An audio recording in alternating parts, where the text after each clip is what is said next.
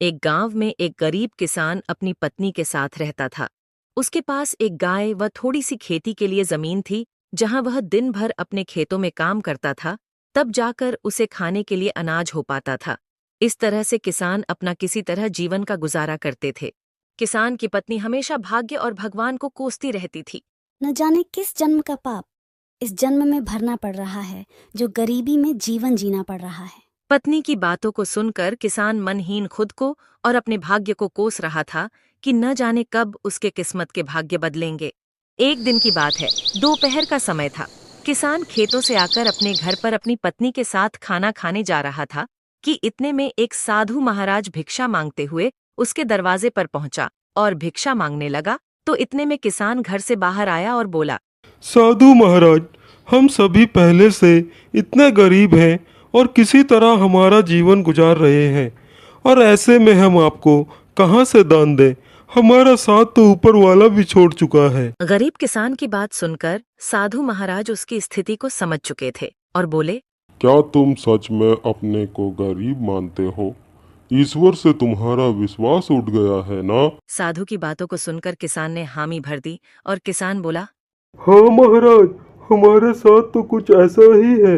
अब आप ही चाहो तो आपके आशीर्वाद से शायद हमारी किस्मत बदल जाए। तो किसान की यह बात सुनकर साधु महाराज ने कहा, ठीक है, जैसा हम कहते हैं ठीक वैसा ही करते जाओगे। तो गरीब किसान बोला, क्या करना होगा हमें जिससे हमारे अच्छे दिन आ जाए और हमारी गरीबी दूर हो जाए? साधु महाराज बोले, ठीक है, आज से वह काम करना पड़ेगा जिससे ईश्वर तुमसे प्रसन्न हो।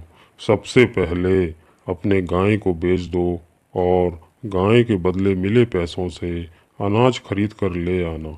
साधु की यह बात सुनकर किसान भौंचक्का रह गया। इसके पास अपनी खेत की जमीन और एक यही गाय तो सहारा है, इसे भी बेच देगा तो फिर करेगा क्या?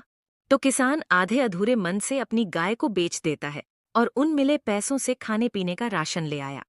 और फिर साधु के कहने पर किसान और उसकी पत्नी ने मिलकर भोजन तैयार किया, जिसके बाद वे राहगीर चलते लोगों को बुलाने लगे और भगवान के प्रसाद के रूप में भोजन करने का आग्रह करने लगे।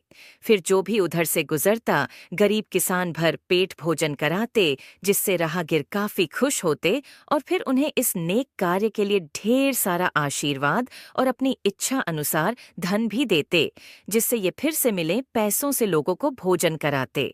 इस तरह साधु महाराज के कहने पर रोजाना यह सिलसिला चलने लगा। हर दिन गरीब किसान अब मिले पैसों से भोजन प्रबंध करते, जिससे राह चलते लोग प्रतिदिन उसके यहाँ भोजन करते और दान के रूप में किसान को कुछ न कुछ धन जरूर देते जाते, जिससे गरीब किसान की दान की बात धीरे धीरे दूर दूर तक फैलने लगी थी।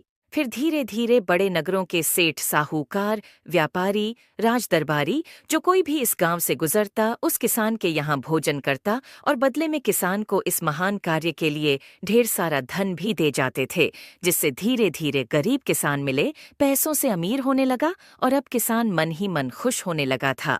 उसे अपने बदलते किस्मत पर भरोसा होने लगा था, जिसे देखकर साधु महाराज किसान का हाल पूछते हुए बोले, अब बताओ, तुम वही गरीब किसान हो या अभी भी दिन रात मेहनत करते हो और ईश्वर के बताए गए पुण्य के मार्ग पर चलते हुए लोगों को भोजन कराते हो, जिससे अब ईश्वर की तुमसे प्रसन्न है?